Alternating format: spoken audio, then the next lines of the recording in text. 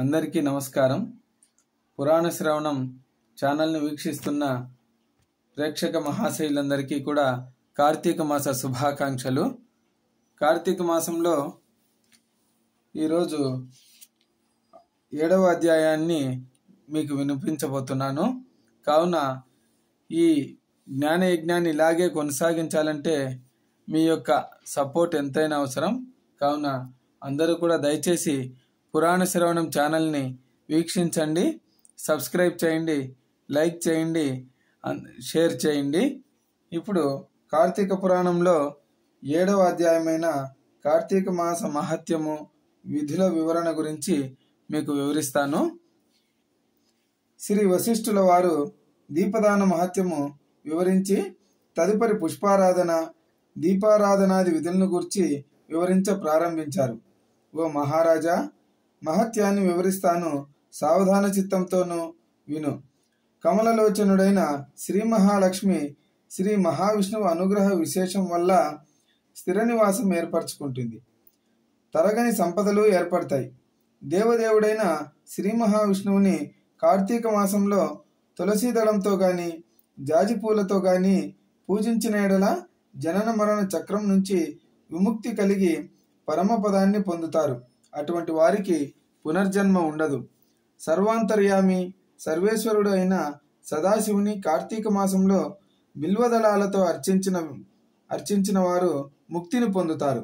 కార్తీక మాసంలో ఫలదానము చేసినట్లయితే సూర్యరశ్మికి పారిపోయిన విధముగా ఫలదానము చేసిన వారి పాపాలు పటాపంచలవుతాయి.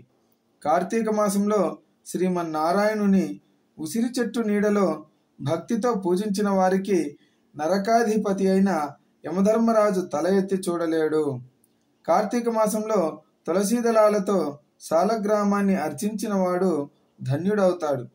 భక్తి శ్రద్ధలతో కార్తీక మాసంలో బ్రాహ్మణులతో వనభోజనం చేసిన వారి పాపాలు నశించిపోతాయి.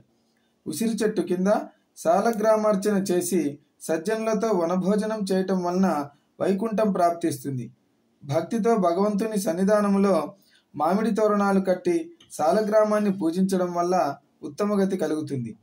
కార్తీక మాసంలో విష్ణు మంటపానికి అరటి స్తంభాలు కట్టి పువ్వులతో అలంకరించిన సాలగ్రామాన్ని అర్చన చేయువారు ఉత్తమగతి పొందుతారు.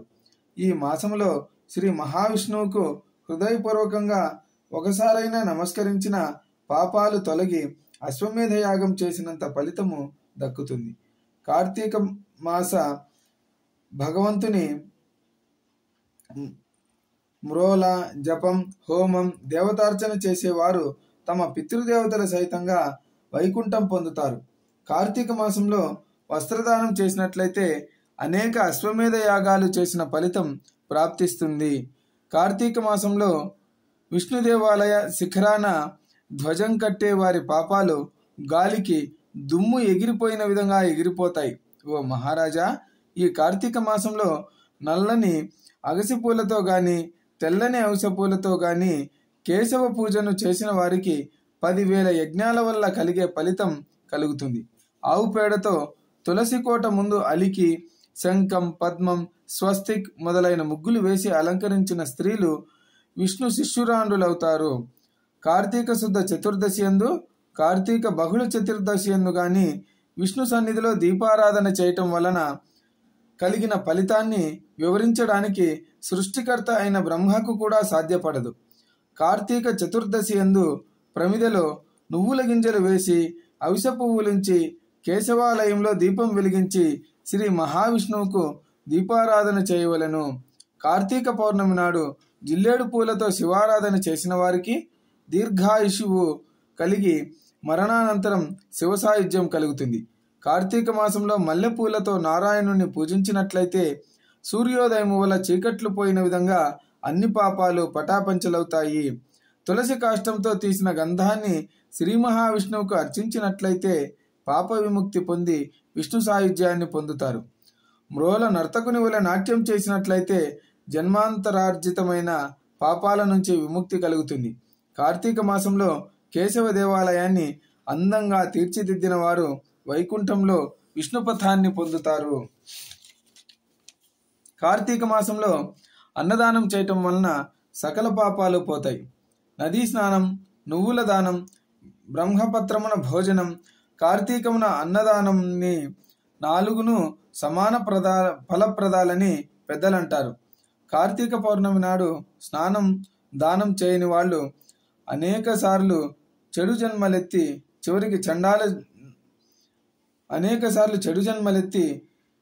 చెడు జన్మలు పొందుతారు. కార్తీక మాస వ్రతం చేయని పురుషుడు గాని స్త్రీ గాని అనేక జన్మల్లో జంతువులుగా పుడతారు. కార్తీక పున్నమి నాడు భక్తవత్సలుడైన శ్రీమన్నారాయణుని కదంబ పుష్పాలతో పూజించిన పుణ్యాత్ములు సూర్యమండలాన్ని చీల్చుకుపోయి స్వర్గంలో సుఖాలు అనుభవిస్తారు. కార్తీక మాసంలో సర్వజగద్రక్షకుడైన శ్రీమన్నారాయణుని భక్తితో మొగిలి పువ్వులతో ఆరాధించినట్లయితే 7 జన్మల తరువాత వేదాంగ పారంగతుడైన బ్రాహ్మణ జన్మ ప్రాప్తిస్తాయి. శ్రీమన్నారాయణుని 1000 దళాలు గల కమలాలతో కార్తీక మాసంలో పూజించే మానవులు దీర్ఘాయువును పొంది చివరకు సూర్యలోకం పొందుతారు. శ్రీ మహావిష్ణువు ప్రతిమను అగసి పూలతో అలంకరించి భుజమున దాల్చిన వారు స్వర్గాధిపత్యము పొందుతారు. స్త్రీ పురుషులు తులసీ దళాలతో శ్రీమన్నారాయణునికి పూజ చేసినట్లయితే సకల పాపాలు తొలగిపోయి విష్ణు సాయుధ్యం పొందుతారు. కార్తీక మాసంలో ఆఖరు ఆదివారం రోజైన కార్తీక స్నానం చేసినంత మాత్రాన నెలంతా స్నానం చేసిన ఫలితం ప్రాప్తిస్తుంది. కార్తీక మాసంలో మొదటి రోజున శుద్ధ పాడ్యమి, మధ్య రోజైన పౌర్ణమి, చివరి దినమైన చతుర్దశి రోజు స్నానం చేసినట్లయితే ఆ నెలంతా స్నానం చేసిన ఫలితము దక్కుతుంది.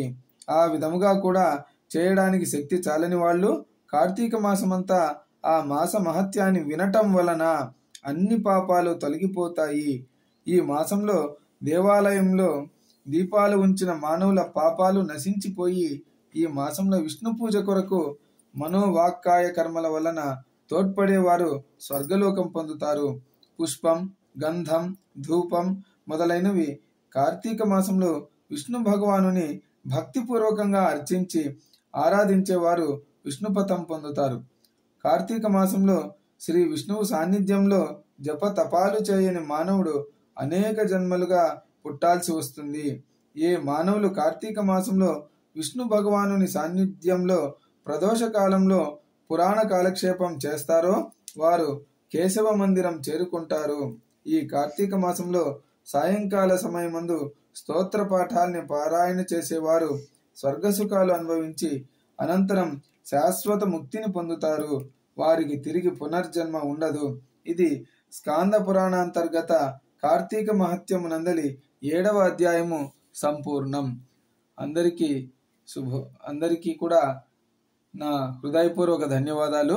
దయచేసి పురాణ శ్రవణం ఛానల్ను వీక్షించండి, సబ్స్క్రైబ్ చేయండి, లైక్ చేయండి, 10 మందికి ఈ జ్ఞానాన్ని పంచండి. హరి ఓం.